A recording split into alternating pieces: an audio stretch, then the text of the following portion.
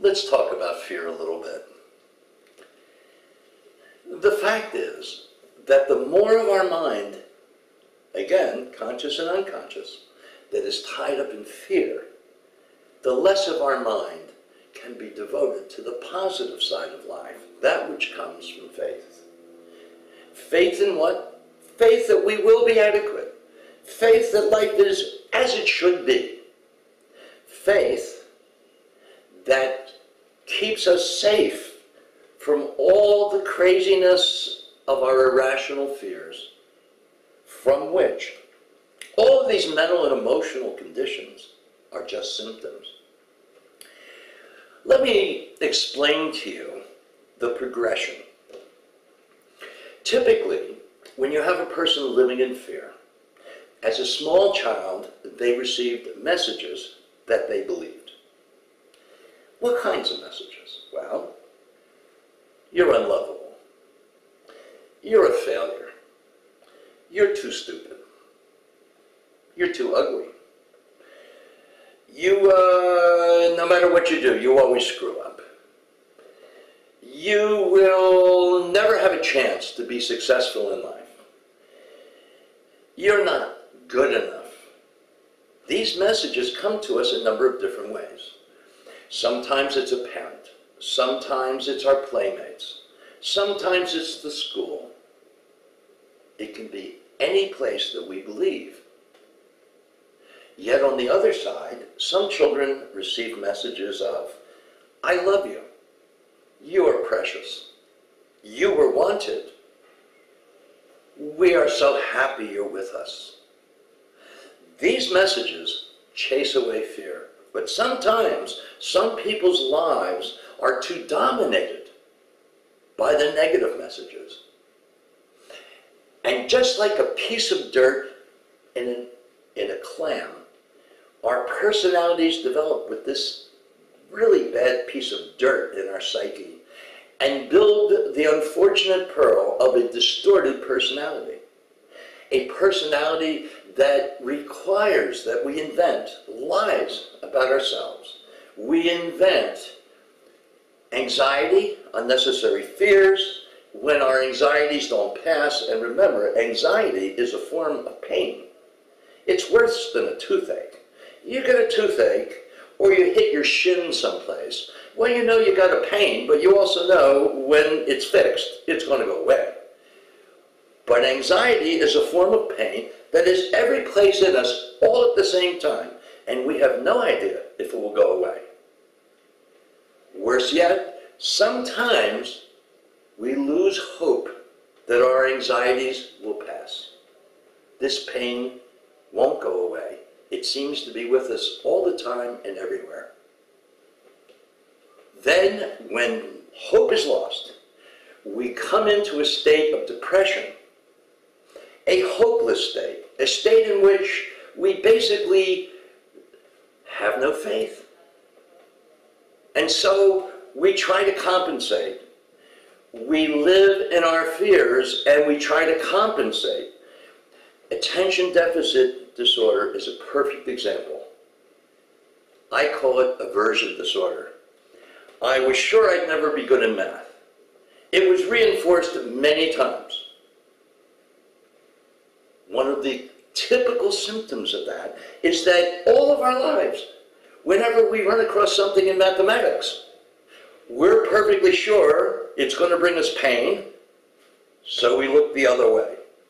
That's attention deficit disorder. I've seen many patients who have been diagnosed with intense attention deficit disorder. Yet, when they sit down to do something very detailed and very lengthy that they love and that they're optimistic about, they have no attention deficit disorder.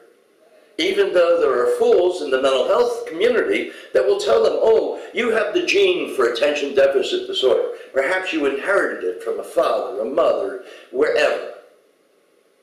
No, you didn't. And the proof of that is that almost none of my patients, once they've gone through the 5 Gates program, have any longer any attention deficit disorder. That was one of my first clues. as to the power of the program and why it works.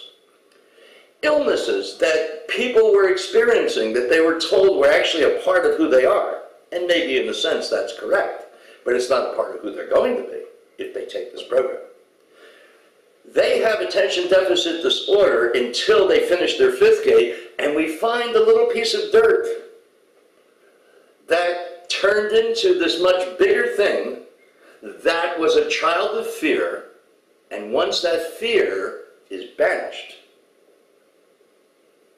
they don't have it anymore.